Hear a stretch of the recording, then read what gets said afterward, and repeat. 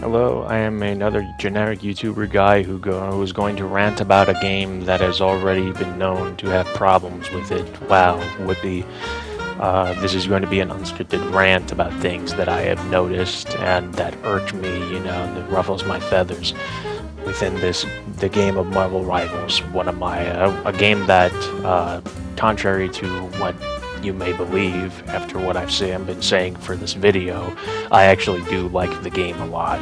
I have been playing this game ever since Season 0, and I have been doing nothing but showing my absolute appreciation because this is the most entertaining game I've ever had regarding the Marvel license in many, many years. So, I'm going to be talking about things that that I believe should be addressed, that some people have been talking about, some people haven't. But, I'm just going to be another cog in the machine to tell you about my opinions. And if you don't like my opinions, well, fine, just go find another video to talk about or leave a comment to tell me why I'm wrong. I'm probably not going to read it anyway because I forget. Anyways, the first problem that I want to be addressing is the fact that the matchmaking is a huge problem in my personal experience. Wow, isn't that a shocker topic for this game?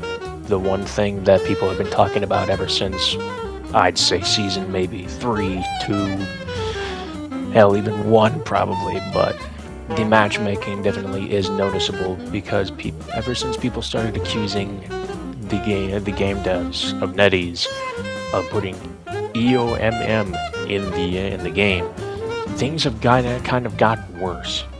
Especially since there will be times when you would be going on a long losing streak after having nothing but dubs and everything, and it's really painful in order to experience that, and it's a problem because it happens way too often, and it's a very noticeable pattern.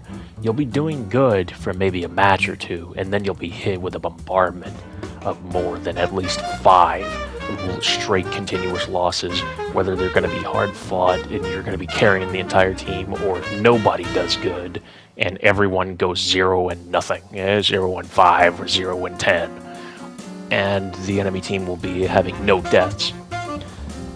And I don't know what the problem would be in actuality, because they say that they don't use EOMM, but it definitely feels like they use EOMM, so either they're lying and they think you're idiots, or they actually don't use EOMM, and people that play the game that cause you to lose this much are just that bad. But there definitely is something that's got to be done, because I do not want to be playing Platinum 1 games and be stuck there for eternity because I am being dealt a bad hand with terrible teammates who don't know how to stick together or deal with a certain type of enemy on the fly. Meanwhile, the enemy team is comprised of people who have been playing nothing but one tricks and lords ever since Season 0 came out. You'll get the animated lord icons at this point because of how bad the one tricks in this game can be, and how good these people can be because they do nothing but play the game every day. And that's led me to think that there is some amount of spying going on in order to make sure that you don't have too much fun, which is weird because the whole point of playing the game is to have fun. But I guess that there just isn't any way to fix the matchmaking, even though people have been constantly complaining about how bad it is. You'll get rage quitters, you'll get throwers, you'll get people who do nothing but fuck around and decide to feed the enemy the entire time and then blame everyone else but themselves. You'll get people like that all the time, especially in competitive matches where the ego is at its largest. And this leads me into my next topic, is rage quitting. rage quitting is not not like a rare thing that happens in online games. This has been happening ever since the idea of online play has ever been introduced. And this is a very large problem, most notably in quick play. It happens sometimes in competitive, but in my experience, it happens the most in quick play, because in quick play, it feels like if you rage quit and leave mid-match, you will not be penalized for it as much as you would within a ranked match, or you just don't get penalized at all. Because with the amount of people that keep rage quitting each time I go in quick play, it feels like they just give you a slap on the wrist every time you rage quit and all that, because these people keep doing it and there's no one telling them that, hey, maybe you shouldn't be doing this and putting your entire team in jeopardy. Which is why the entirety of the rage quitting penalties needs to be changed, in my opinion. I think they need to either A, deal harsher punishments by either banning them for a day or even a week if you rage quit too much, or you will be watched heavily by the devs. They need something in order to tell them, hey, you need to stop that because we are paying attention to your records. I don't know how you would do that. The only thing that I could think of would probably be something similar to maybe Rainbow Six Siege's Battle Eye system, but I wouldn't really put that as I wouldn't really make something as bad as that, because I remember when that came out, people kept getting banned left and right for behavior or behavior that wasn't justified, or names that just so happened to be funny, or text chat and whatnot. But I do think that there definitely needs to be something in order to destroy these people's mentalities that just rage quitting is simply the best option, rather than just taking the L and letting it go on their record. And they need to get that point across that even if you lose, you rage quit, you still lose. It still counts as a loss. It's a thing in the game, but with how often these people do it, it's like they just don't care, or they're not paying attention at all, because they're either they have accounts on backup, or they're just stupid. But there is a definite need for some matchmaking reworks, or some tweaks at the least. Next, we have something I like to call the loser mentality, which is the fact that if you think you're losing in a match, if something doesn't go your way within the first round or maybe the first checkpoint, you just decide that you're gonna throw or leave, or just decide to make it everybody's problem. This plagues way too many competitive matches, because I have been in the subject of ranked matches that have gone absolutely terrible because somebody decided that they would rather quit than see if they can make a comeback from a bad first checkpoint or first round in a competitive match. This has happened way too many times, because there have been times you'll have matches where you'll probably do bad in the first half, and then you'll make a sick comeback in the later parts. That's happened to me.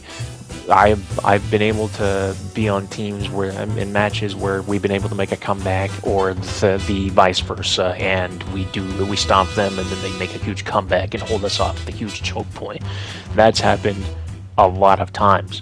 And people don't seem to have enough confidence in their team for them to do that, which is why they just decide to resort to losing and quitting and wanting to surrender all the time. And they'll never decide to blame themselves for that as well. Once again, these people don't blame themselves for their actions that are holding the team back, because they have no faith in others. It's all about them. If they don't get everything their way, if they aren't stopping the enemy within the first 10 seconds of them coming out of their spawn room, they just decide that it's not worth it. They would rather let you die then see if they could come at them, make a comeback. Imagine if Sun Tzu just decided to make a strategic maneuver, and then there's a couple soldiers that decide, you know what? Nah, we're not gonna follow that. We're not gonna follow your epic plan, or we're not gonna see if we can come back from this. We'd rather just sit down and die. That's the type of mentality I would compare this to. And this is also supported by a huge ego problem. This is also another topic that has been discussed multiple times within the Rivals community, is the amount of players with a huge ego. They think that everything revolves around them, that they're going to be the MVP and the ace all the time, and they need to be buffed and healed every second, even when they push up way too far. They expect you to heal through walls or to push up when you have extreme mobility. It's always going to be a DPS player most of the time, but then you'll also get the egotistical support players, which usually ends up being a cloak and dagger half the time. I don't make the rules because that happens all the time. I don't make the rules, it happens to me. There will be times when you'll get an egotistical healer, 50% chance that it's going to be a cloak and dagger, it's always them. But the amount of ego that they hold within themselves keeps them from working together with the team. When you tell them to group up, they don't listen. It's like one goes in through one ear and goes out the end. You know, whoosh, goes through their heads, and they don't listen to a thing that you say, even when you will tell them that, hey, this isn't working. Can you either switch or maybe change up your I don't know, your strategy, maybe pull back and help out the back line, or go out there in the front line or flank, or blah blah, and they'll just ignore you completely and keep doing what they're doing, and then they'll go 0-5 by the end of the match, and then they'll go GG no heals, or you know, ask why nobody was doing anything. And they'll never decide to take a look at themselves and look at the scoreboard, and then they'll blame you before they even give you the satisfaction of admitting that they were wrong. There will be times when I do pretty bad, I will admit, and when I do pretty bad, I'll admit that it is my fault. If I sold a match, I will admit it is my fault, because before you have to realize that that everything has just not gone your way, you have to think, am I the problem? These people don't think that. And that's a lot of I don't know, I guess a lot of Marvel Rivals players that have a huge ego have a huge amount of personal issues that give them that. Maybe they maybe they didn't have their ass kicked enough or kicked hard enough when they were younger. Who knows? But who cares? You know, who cares if our team is not doing so well because I'm holding them back? No, it's clearly their fault. That's what they think. And this is going to be a different topic from what I've been talking about now. I'm going to go off on a different topic. This is about the state of the skins selection in Marvel Rivals. This is the skins that are in the store, in the events, and all that, and everything. As of now, this is it's like 1 in the morning, as I'm recording this stuff. They have plans for all these new skins that they got going on, the events, and they got a new event for the Chinese New Year. They got another event for Gambit and Rogue and all that. There's also, you know, the release of Elsa Bloodstone and her skins. But I think that there's a huge drought for skins that people actually want or characters that actually need it. Because because as you know, Luna and Jeff currently have the most legendary skins in the game, and that is kind of a problem for people that actually want some new variety, because if you noticed, the pool of heroes that keep getting skins, it's usually is usually either Jeff, Rocket, Squirrel Girl, Luna, Thor, Invisible Woman. These are the average pool of characters that keep getting skins. Oh, I almost forgot to mention Magneto. He doesn't get as many skins as they do, but he still gets a good amount of skins in a consistent manner. That makes me suspicious, along with Doctor Strange. And this stems from an issue of what I think the devs have is favoritism. The devs are favoring characters like Luna and Jeff way more than other characters who need a legendary skin. Just recently, they announced that they were making a new skin for Thing on the roadmap, and it's his first legendary skin, the Fear, which is going to be Fear itself. It took them an entire year just for them to make one legendary for a character who has been in the game since Season 1. Meanwhile, you have characters that were introduced last season with Gambit and Rogue. They are going to get a wedding skin, both of them, and it's going to be a legendary. Now, why are these characters getting legendaries? Why are these characters who I have been eagerly waiting to get legendaries not have them? Johnny, the Human Torch, he doesn't have a legendary skin. He's been in the game since Season 1. Invisible Woman gets a shit ton of skins, and she has the most skins out of the entirety of the Fantastic Four. And she has more legendaries. Reed only has one, as far as I know. I don't know if the anniversary event one is legendary. The only one that's a legendary I know is the winning skin, which was still introduced early of last year. Thor keeps getting skins, and he gets more skins than any of the other tanks, at least in terms of legendaries. Him and Strange, at least. Strange got a legendary skin during last season because of the anniversary event. Magic gets a couple legendary skins here and there. They keep giving Luna a shit ton of legendaries. She has the anniversary skin. She has the summer skin. She has the disco skin that they just released for whatever reason. And then you have the season 3. No, it was the season 4 battle pass with the symbiote Luna. The fire and symbiote thing that looks kind of ugly. Then they also have the what skin was it? That I can't remember what it was. It was in the shop, and it was another one. Was it the winter one? No, it wasn't a winter one. It was the summer one. I don't know if I said the summer one or not. But I do know that for a fact that she has at least 4 legendaries in the game.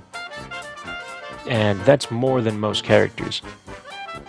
Adam finally got a legendary skin recently, with about not that long ago, and it's been a very disappointing release because holy shit, this is a legendary.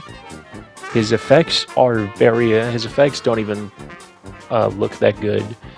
He doesn't have a good looking skin in general. I mean, it doesn't even look worthy of being legendary, and I don't think of Adam when I see that. Megas should have been legendary, if I'm being honest. Phoenix gets a good amount of skins for whatever reason. Loki got like the best legendary for I guess in terms of people just being attracted to it with a female Loki. That was a complete overhaul in terms of how far skins can go. because they got a completely different voice actor to play to voice all the female Loki lines, and then they also redid certain lines with other characters in order to fit the gender stuff. Cloak and Dagger keep getting legendaries as well. They got that winter one about like a month ago, 2 months ago. Squirrel Girl got another legendary skin back in the winter time. Magneto guy keeps getting skins. He can't get a new legendary skin at all, I guess. They just keep giving him purples. But the Thing, he gets one legendary skin after being in the game for a whole year. You're telling me that this character who's been in the game for a whole year finally gets a legendary? Hulk hasn't had a legendary skin since season 0. What's up with that? Why? It boggles my mind, you know? Honestly, it feels like I go crazy every so often with them every time they announce that they're making a new skin, and it's for a character that I don't want to get another skin. And you know, the last time that they had another skin for Thor, it was like the techno one, the one with that was like a green, you know, a mechanic. They had that skin. Why? And him and Squirrel Girl. It's always him and Squirrel Girl getting paired up, by the way. I don't know why. In these skin bundles. Then you have Groot. He gets a legendary every maybe 5 months, I'd say. Because he just recently got a Mecha Groot skin, which is a legendary, which it's not a bad one. But where's the consistency? Wolverine hasn't had a legendary skin since like season 1. Spider-Man, he'll get a couple legendaries maybe here or there, but they're never that good. Namor has some alright legendaries, but Jeff, he gets a shit ton of legendaries, and he gets his skins with recolors all the time as well. You ever notice how they keep giving him legendary skins, or sometimes even regular like purple skins, and they'll give him a shit ton of recolors? They gave him new recolors during the Jeff Winter event, the second Jeff Winter event, and stuff. Then they decided to give him new recolors for this new skin that they're going to give him for this event, the Chinese New Year event. Then there was the Jeff anniversary, you know, free skin that for the anniversary event. That also technically didn't have recolors, but it did have styles, so I technically will count that. And then there's also the Pixel Jeff skin, which isn't a legendary, but it's another skin that he got right after the hype of the anniversary event, and with the launch of Season 6. Then there was also the Halloween skin, which was a legendary. It had its own effects and stuff. It didn't have recolors, but it had everything that a legendary needs. And then there was also the Symbiote skin from Season 3, which has sound effects and all that. Then there's also the Summer skin with the flowers. He has that, and that's got recolors on it. It makes you wonder, why do they keep giving him so many? Then there's also the Pink Dolphin skin. I know it's not another legendary, but still, that's another skin he's got in his collection. Meanwhile, Iron Fist doesn't have a proper legendary. He's been in the game since Season 0. He doesn't have a proper legendary. Blade has maybe 1 or 2 legendaries off the top of my head. Hela gets legendaries every so often and stuff, which is weird because you wouldn't think that a character like her would get so many skins, but I guess not. Magic gets a decent amount of skins. Psylocke gets way too many legendaries, especially when they're a part of events, because recently there's the disco event, then there was also the summer event, then there was also the one where she was in a cyberpunk bike contest, race thing. and they all get recolors. Why does she have so many? And Rocket, he gets skins out the wazoo every battle pass, almost every battle pass or season. Adam doesn't have a good amount of skins. Before the legendary, his last skin was like the dragon one. That came out, I don't know how long ago. And then you have the fact that there are characters like Ultron. He doesn't have a proper legendary at all. He doesn't have one at all. Moon Knight, he got a legendary last season, and I don't know if this new skin that they have announced for him is going to be a legendary or not. I'm thinking it might be because it shows his face, but I don't know. Christmas Daredevil showed his face, but that wasn't a legendary. Daredevil doesn't have a legendary skin too. Keep that in mind. Storm, she'll have a legend. She has like what, 1 or 2 legendaries, like the Thor skin and all that. Hawkeye, he's got 1 legendary. Emma, she's got 1 legendary. Black Widow, they'll keep giving her skins every once in a blue moon to remind you that they still actually make stuff for her. Scarlet Witch also has a surprising amount of legendary skins along with Punisher. And that's concerning because Bucky, he has like what, 1, 2, and they're not very good legendaries. Like that bird one from the season 3 event thing.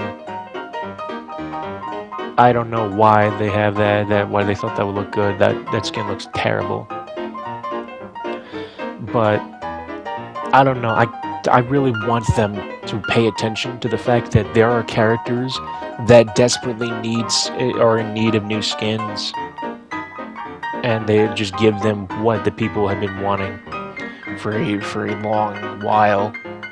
Because I really want them to give Hulk a new skin. I want them to give characters new legendaries that I've started to branch out. Cap, I would he got a legendary with the Cap Wolf event last season, which is good, which I liked. I'm saying this is like a tank player. Like half the tanks don't have legendaries, as many legendaries as some do. Strange, Thor, and Magneto are hogging all the skins. Give them to someone else. Anyways, that was my that was like my little schizo rant. Hope you enjoy my rambling. Feel free to tell me whether or not you disagree with me, or if in the comments for engagement, or maybe hype the video or whatever useless features that they got on the YouTube stuff. Or just don't interact me with it all. Hell, even dislike me, I don't care anymore. I'm too tired, I'll probably forget about it anyway.